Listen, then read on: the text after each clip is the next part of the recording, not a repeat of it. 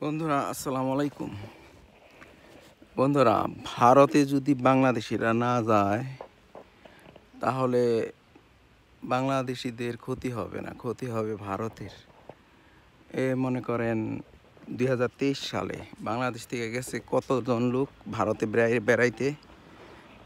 16 লক্ষ ভারতীয় বাংলাদেশি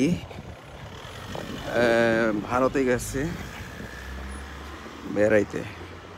তারা একজন যদি 50,000 টাকা খরচ করে আসে তাহলে 16 লক্ষ গুণ করেন 50,000 দিয়া, হইতেছে আপনার 8,000 কোটি টাকা।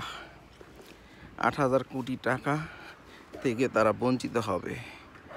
আমাদের বাংলাদেশিরা অন্য দেশে যাব, হ্যাঁ আমরা চীনে যাব, উজবেকিস্তান